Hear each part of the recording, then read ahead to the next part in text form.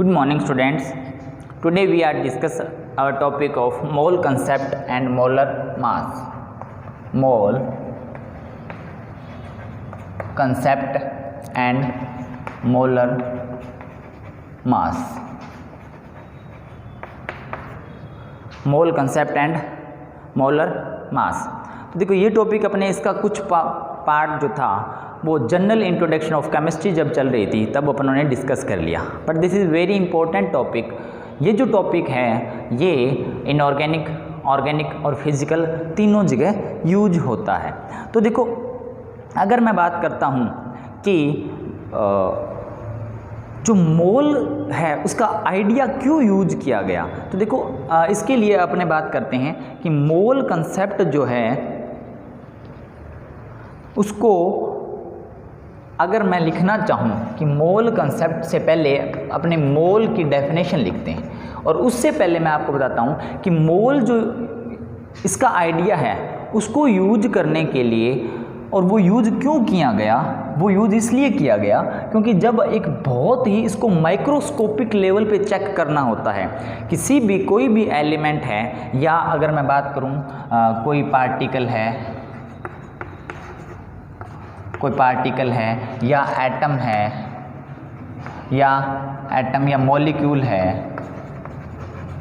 या अगर अपने आयंस लेते हैं, इनको माइक्रोस्कोप, ये बहुत ही छोटे एटम होते हैं, सॉरी छोटे एटम नहीं, छोटे पार्टिकल्स होते हैं, इसको माइक्रोस्कोपिक लेवल बोलते हैं, और इसको चेक करने के लिए अपने को मोल की रिक्वायरमेंट हुई।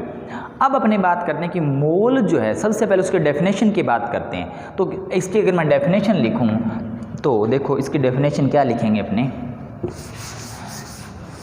कुछ अपने बातें जो इसकी है मोल की वो अपने एक लेक्चर जनरल केमिस्ट्री जो चल रही थी, जनरल इंट्रोडक्शन ऑफ केमिस्ट्री, उसके अंदर डिस्कस कर लिया था, कुछ आज यहाँ पे डिस्कस करेंगे क्योंकि ये अपने टॉपिक के बीच में आता है। तो देखो इसकी डेफिनेशन है, one mole is a substance, one mole is a substance, one mole is a amount of substance, रुको एक बार, one mole is a amount of substance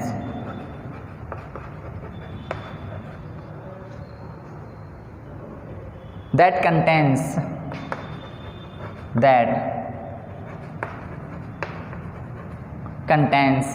many particles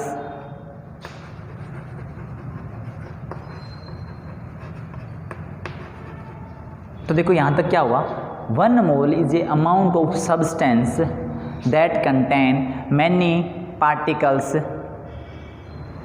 या पार्टिकल्स बोलो या इसको एंटिटी बोल सकते हो, आपकी बुक में एंटिटी भी मिल सकता है, as there a atom of C12 in 12 gram. तो देखो ये इसकी छोटी सी डेफिनेशन होती है, और ये क्या है, one mole is a amount of substance that contain many particles as there a atom of a C12 in 12 grams. तो इसका मतलब क्या है, इसका मतलब ये है कि अपने आपको पता है कि एटॉमिक मास, मॉलिक्यूलर मास, उसको डिस्कस करने के लिए अपने बात किया था कि कार्बन 12 है उसको रेफरेंस एटम की तरह यूज किया था। तो कार्बन 12 का अगर अपने 12 ग्राम लेते हैं, और इस 12 ग्राम में जितने एटम प्रेजेंट हैं किसके, कार्बन के, वो 1 मोल होता है, वो क्या होता है, 1 मोल होता है। तो इसका मतलब ये हुआ कि कार्बन 12 जो है उसके 12 ग्राम में नंबर ऑफ एटम्स हैं उसको क्या बोला जाता है, 1 मोल बोला जाता है। अब ये जो 1 मोल है इसको अगर मैं क्वांटिटी के रूप में चेक करूं, मैं ये चेक करूं कि 1 मोल में कितने पार्टिकल्स प्रेजेंट रहते हैं, तो वो ये रहते हैं 6.023 इंटू 10⁻23। ये जो वैल्यू है ये बहुत बड़ी है, बहुत बड़ी, कितनी बड़ी है इसको चेक करते हैं अपने, 6.023 1 2 3 4 5 6 7 8 9 10 11 12 13 14 15 16 17 18 19 20। देखो ये वैल्यू है, ये जो वैल्यू है ये बहुत ही एक बड़ी वैल्यू है। इसका मतलब ये है, सपोज दैट कि अगर मैं कार्बन 12 लेता हूँ, carbon 12 this is a isotope of carbon, और इसके कितने ग्राम लूँ, 12 ग्राम, तो उसमें अगर मैं पार्टिकल्स चेक करता हूँ, नंबर ऑफ पार्टिकल्स इतने होंगे, नंबर ऑफ पार्टिकल्स बोल सकते हो। अगर मैंने यहाँ पे स्पेसिफाई इसको डिस्क्राइब कर दिया कि कार्बन 12 को चेक करना है, तो यहाँ पे आप पार्टिकल्स की जगह आप एटम भी यूज कर सकते हो। क्या यूज कर सकते हो, एटम। तो देखो अब ये वैल्यू होती है, बहुत ही बड़ी वैल्यू है। अगर आप इसको यहाँ से काउंट करना चाहोगे तो शायद ही काउंट कर पाओगे। तो इसके लिए अपने को क्या लेते हैं, अपने इसको इस फॉर्म में शो करते हैं। और ये क्या है, एक वैल्यू है, और इसका एक स्पेशल नेम दिया गया था एक साइंटिस्ट ने जिसने इसकी डिस्कवर किया था, और वो था एवोगैड्रो। एवोगैड्रो, इस जो वैल्यू है इसको बोला जाता है एवोगैड्रो नंबर, और इसे Na से रिप्रेजेंट करते हैं अपने। किससे रिप्रेजेंट करते हैं, अपने Na से रिप्रेजेंट करते हैं। क्लियर।